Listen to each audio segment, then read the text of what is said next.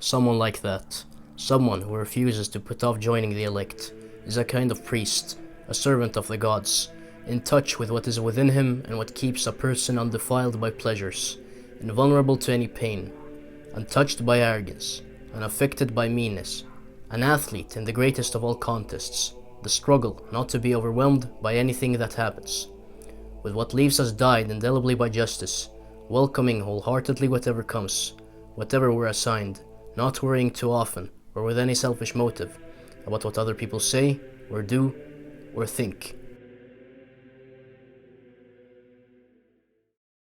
I know that there are a lot of people who are skeptical when it comes to semen retention, and therefore I'm going to start with the health effects first, so that you can listen with an open mind when I talk about the rest of this stuff, because the rest of it is where the important stuff is. The health effects, understanding them isn't the important part. Actually doing this, actually making the change is the important part and the hard part. The health stuff is pretty easy. You just need to come across a good source. And you've done that. You've hit the jackpot when it comes to semen retention videos. Get this into your head. Your body and all living beings, all living organisms, are trying to do two things and nothing else. Survive and reproduce. That is what your body is trying to do continuously. That is why your heart beats. For you to survive and for you to reproduce. Those are the objectives of a living being. Now let's look at a male man. He wants to reproduce, and he must be able to reproduce at any moment. So if you ejaculate and you empty out your sperm, what do you think your body is going to think? Your body isn't going to relax. Your body isn't going to prioritize your brain or your liver or any other organ. It's going to create sperm cells. That is what it's going to do. Immediately. It doesn't care if it's going to take nutrients from the body or from another organ, and it doesn't care if another thing needs to be healed or taken care of. It's going to create sperm cells. So what happens when you ejaculate a lot? Well, not only are you ejaculating out nutrients, you also need to replace those nutrients in any way possible. So you're degenerating. You're actively degenerating. You're taking away nutrients from your own body. That is going to lead to a shortened lifespan. And if you're new here or you're very young, you must be wondering, how about pornography? Well, let me tell you something about pornography. Pornography causes brain damage. And this is not something I'm pulling out of my ass. No. There's evidence. Just go to neuroscientist Trish Lay and look at the studies she cites. There is clear brain damage in the people who watch porn. And those who don't watch porn literally have a less degenerated brain. Okay?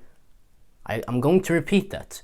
People who watch porn have brain degeneration. If you think about it, it all makes sense. Why? Because what they fear is the Alexander the Greats. They fear the Marcus Aureliuses. They fear the strong men, the natural leaders. That is what they fear, because what do these people do? They take lots of people, they ensure that they are strong, and they go in and they change society from the ground up. They actually create society. And if you have no people who are this strong or able to change society, then you're going to maintain control. So that's why porn is free. That's why it's not banned. That's why children can access it. Because if children can access it, what happens? Well, for the rest of this guy's life, unless he gets out of the habit, which he won't want to do because there's naked women. Why would he want to not look at naked women that are pixels? But why would he not want to look at pixels that depict naked women? Why? Anyway, he gets hooked from childhood, and what happens? He depletes his semen throughout his life, and he never does anything worthwhile. He never helps anyone. He never helps himself. He never leads. He never becomes the person he was meant to be. He never does any of that. Why? Pornography, masturbation. That is how destructive this thing is. Now let's talk about relationships. A man must retain his semen. He must have sexual discipline. Otherwise, his woman will not trust him. This is a concept that I learned from David Dida, and it makes total sense. Why? Well, if you're a woman, who are you going to trust more, or who are you more attracted to? Who do you think is going to be the best partner? The one who has sexual discipline, or the one who doesn't have sexual discipline? And if you're a man watching this, just think about it from the woman's side. Turn yourself into a woman and then choose two men. Between two men. One has sexual discipline, one does not. One can't control his ejaculation and the other guy can. Who are you going to choose if all the other qualities are the same? Of course you're going to choose the one who can control his ejaculation, because this guy is probably going to be more healthy and this guy is going to be more of a man. It's very hard, but if you're a woman out there, make sure to choose a man who doesn't watch porn and masturbates. Make sure you choose a man who has sexual discipline, because if you don't, it's not going to go well. You cannot just understand this stuff. You must execute, and therefore I'm going to give you the strategies that I've used to first of all quit pornography and to stop masturbating, to actually do semen retention. And I think I have a strategy that is extremely effective, and I stumbled upon it a little while ago actually. And this has completely, it's foolproof, completely foolproof if you're an honest human being. You have to be an honest human being for this to work. But anyway, I want to start further back so that you understand the whole picture. I got hooked at 9 years old. At 9. Because my friend knew a certain website and YouTube. YouTube used to have a lot of bad stuff on it in 2011. The habit truly kicked in when I was 10, because I developed the habit of when I came back from school, I opened YouTube and I went at it. And nothing even came out at this age. That is the surprising thing, that even someone who is that young can get addicted to this stuff, because it's still stimulating at that age. So imagine how stimulating it is to an adult. But anyway, and then 5th grade, 6th grade, 7th grade, and especially 7th grade and 8th grade. My God, I watched so much stuff, and it just got worse and worse and worse. It started with women who were, scantily clad, and then it became naked women, and then it turned into porn when I was 13, I'd say. And after that, it was just porn. And then in 9th grade, I started actually trying to do semen retention. And the first few days it was hard, and then I actually got a month in. I think this was either June or July 2017. I got a month in, and I was like, yay.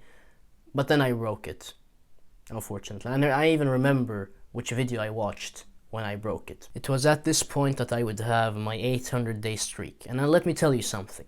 I don't think I had it because I managed to escape porn, the brainwashing of all of this. I managed to have it, funnily enough, because of veganism.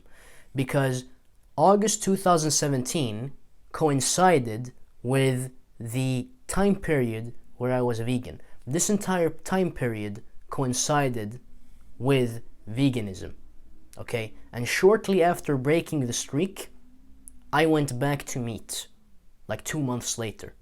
And after that, it became hard. It became much harder, because my sex drive was absolutely wrecked by veganism, okay? So that's the reason why semen retention was so easy. It's harder when you're healthy. If you're not healthy, semen retention is much more easy. For Buddhists who only eat once a day, or for people who fast a lot, this stuff is a joke. But if you're trying to develop, and you're a grown man, or a teenager who's trying to do this, and you're eating raw animal products, then it's going to be much harder. And so it went bad. It just got worse and worse and worse, and it was the worst in 2021, honestly. Even during the time I've had this YouTube channel. It has been, I've had hard times. But now, I'm alright. And it's due to 2 things that I want to share. The first one is, of course, the easy peasy method. And in this video, of course, that I made about pornography a while ago, I talk about this. I talk about the easy peasy method. You have to read that book. if you have a pornography addiction, if you have any addiction, read that book. It's a very important book because then you'll understand your addiction. Just replace porn with the addiction that you do have, and if you're addicted to porn, the language is perfect for you. Okay, read that book. It is absolutely crucial that you read that book, and it's not even that long, and it's very simply written. It even exists as an audiobook on YouTube with several videos. It's not just one video. Please read it. When I read the book, I didn't even need to finish it. I read a part of it and I knew that I would never masturbate or watch porn again. And I thought I was finished, but I fell into the trap again.